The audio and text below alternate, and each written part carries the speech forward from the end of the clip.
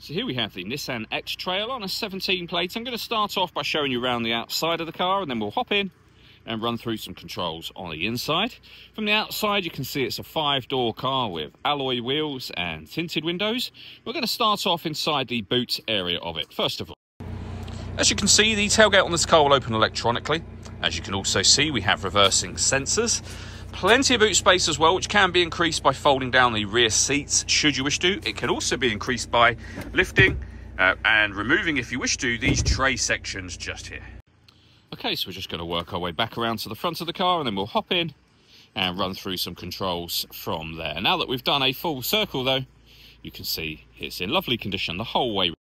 Just briefly before we climb in, I think it's well worth seeing the interior from this exterior point of view. There's plenty to run through on the dashboard, so let's hop in and we'll do that now.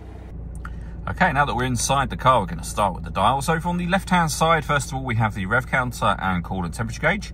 On the right-hand side, the speedometer and fuel gauge. In the centre, you can see the total miles. They are 70,242. Above that, you can change that information using buttons on the steering wheel. So, for example, you can have a digital readout for your speedometer and various bits of fuel economy, your sat-nav, audio, and then eventually back around to the beginning again. And the button to do that is just here. We have our stereo controls beneath that. Over on the right-hand side, we have cruise control, speed limiter, the horn, as you just heard, and phone controls just there as well. You'll only be able to use the phone controls once you pair the phone up to the car. And that is done over on the touchscreen in the centre just here. Hit the phone button, and then you'd hit connect and follow instructions on screen from there. When it comes to the radio, we got AM, DAB and FM. We have a CD player, auxiliary input and Bluetooth audio as well. This car's also got satellite navigation, nice clear colour display. It's a very easy system to use, and we've got a 360 parking camera. So what you're looking at on the right hand side is your reversing camera. We then have a bird's eye view image of exactly where the car is right now, and it goes a few steps beyond that. If you press the camera button, you'll get a front facing camera and that bird's eye view. Press it again, front facing camera, front passenger side wheel. Below that, we have dual zone climate control. You can adjust the passenger temperature, the driver temperature. You can increase and decrease the fan speed. You can determine what direction you'd like the air to be distributed in.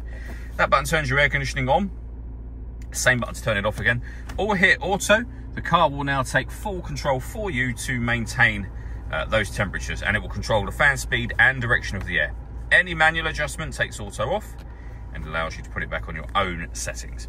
Underneath that, we have our USB input, auxiliary input, a 12-volt charging socket, electronic handbrake, the gear lever for the 6-speed manual gearbox, 2 cup holders, and some 4-wheel drive control there as well. Last thing I wanted to mention is the panoramic sunroof. So firstly, there is a sunblind that will open up all the way to the back of the rear seats. And you can leave it like that, and as you can see, that lets in a huge amount of light to this cabin area, but you can also open the front section as a full sliding sunroof as well.